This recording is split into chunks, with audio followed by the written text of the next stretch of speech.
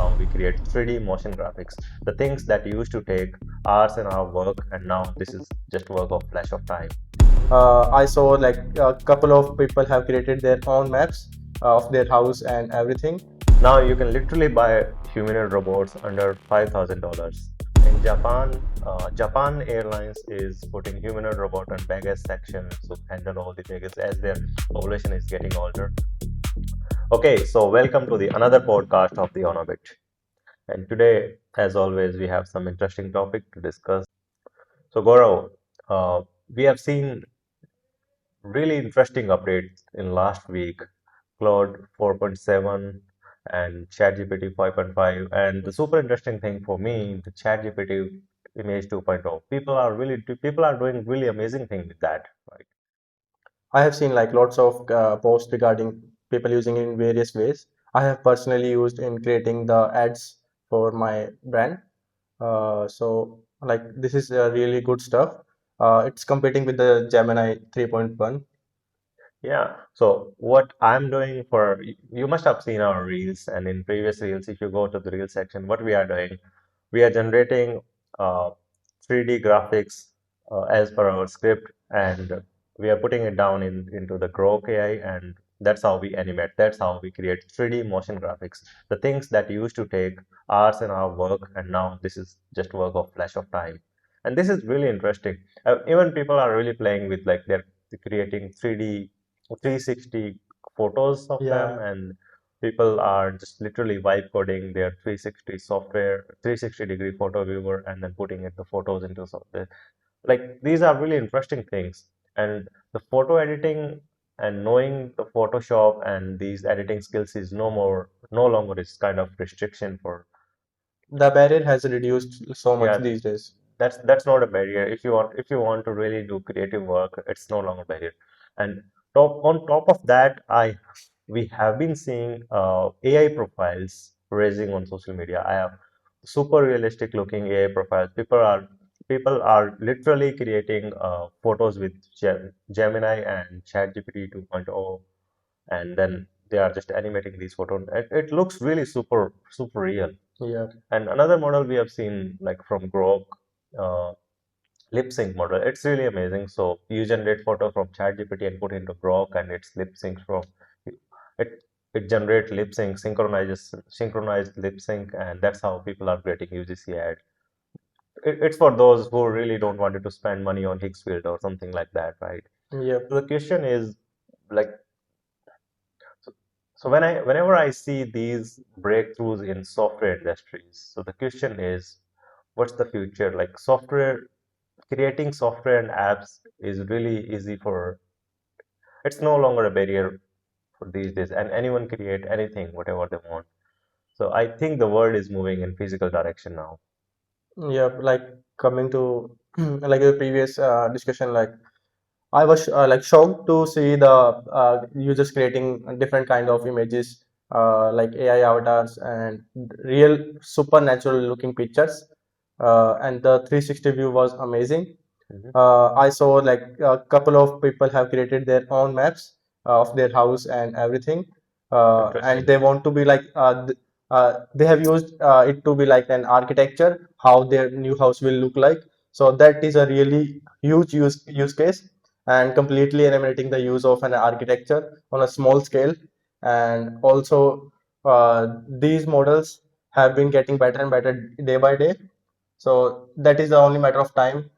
We see like the existence of human life as a kind of non necessary, because all the things are done by the AI right now, and the only thing we need is in the physical environment. So companies have been really focusing on making robots these days. Now you can literally buy humanoid robots under $5,000, and that's something interesting. Like we have, I think there was a robot from Unitree R1 that's cost around $5,000, and you can literally get a humanoid robot, working humanoid robot for $5,000, and this is really interesting. Yeah, I have seen those like they have launched recently, like the only the open body, but the things they can do is totally unmatchable because they can work 24/7. Yeah, it can do your it can does your household work, Yeah, and that's what I need. Like I always I always had a dream to having a humanoid robot at my house that can do my laundry and cooking and all these kind of cleaning stuff, so I don't have to worry. The rest of the thing, uh, so I'll take care of the rest of things, yeah. and we don't have so we have more and more free time. And the question is, when we have more and more free time, what we human beings are gonna do? I guess humans will become more of an observer than an actual labor, and this also raises a questions like how will we look into the society, like what we are gonna do as a free human time, as all of the tasks are done by the software and the robotics in the upcoming time. These things are no longer sci-fi things. Like we have seen debates on TV 20 years ago, and nothing happened in last decade. But at this time, things are actually happening in real time. We have seen robotic army from China, and we have seen robotics concerts and dancing like concert shows and dance and Yeah, all and these events. And we have also seen like in the 2021 in Toronto, the robotics were delivering the food. yeah, like we have seen in cities like New York and Toronto, robotic food delivery, and these are the things happening in real world. And recently we heard news in Japan, Japan Airlines is putting humanoid robot on baggage section to handle all the baggage as their population is getting older. So these are things happening in real life. I think it's 2 year trial, right? Yeah, they are trying with the baggage management and cabin cleaning for two year, but it's in Japan. I guess they're gonna manage it, Yeah. and let's see what this unfolds for us. And we are gonna see more of these robots at the airports, at different section of the society. Yeah. If we see today top 10 humanoid robot like Boston Dynamics and Unitary and all these companies, most of the robots are from, like I would say, out of 10, 6 are from China and 4 are from United States. In countries like India, they have been working, and Indian government is pushing more and more talent into AI, and I know we can do that. Yeah. And when we are going to all in robotics, we can produce a robot, humanoid robot, in $1,000 or maybe $2,000. So that's where things are gonna change. Yeah, like countries like India are heavily dependent on cheap labor. If those robots can take their job, then it will have a huge impact. We are going to see in the upcoming years. But the question is still like if we like in India, companies can produce these robots under $1,000, let's say, Mhm. but their parts are going to come from different countries. So how this going to make a company like a company or a India independent of other countries? Yeah, this is only possible if we have everything, if we manufacture all the parts and semiconductor chips and everything in-house, like in within the country, then it's gonna be possible, and we have potential to do. I don't know when it's gonna become reality, but yeah, that's what our assumptions. and and we have seen like these days as softwares, as anyone can build really good softwares with a fraction of price. And in physical world, have you seen any new trend? Yep, like these days, company heavily rely on softwares. So to run those softwares, we need hardwares. Mm. So companies like Apple have started out to skyrocket the prices of Mac Mini. They have completely removed the base variant, which cost to be like $599. Now the entry is the $799. For the Mac Mini, right? Yep, the Mac Mini.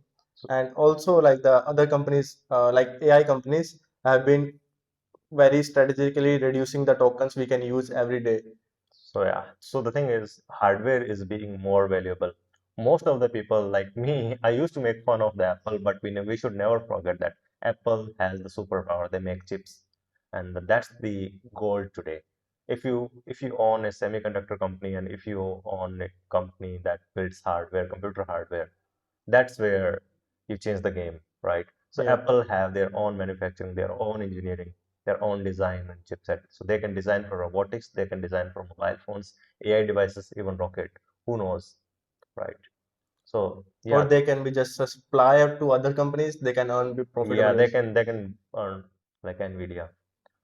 So yeah, and we have also seen OpenAI is also wants to invest in power and energy sectors. So because more and when you produce more and more compute, you need more and more energy, and that's where world is going towards software to hardware, then hardware to energy sector. Yeah. And now I feel like in new decades, I feel like in upcoming decades, we are gonna see real change in physical world.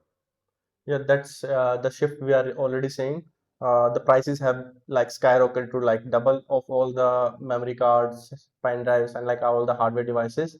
And the consumption of AI has been a really huge in the past couple of years, and they are just quadrupling every year.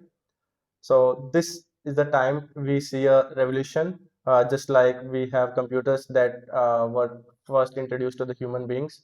There was huge demand, the price skyrocketed, and then eventually, when the technology was starting to evolve, they have reduced the prices. Similarly, I guess we are going to see this in the upcoming years. But today, as we see now, the companies were not prepared about the huge demand the AI can have. Okay, so that's it for today, and let's know your thoughts in comment section. My name is Amit Kumar, And I'm Gaurav. and you are watching On a Bit. Thank you.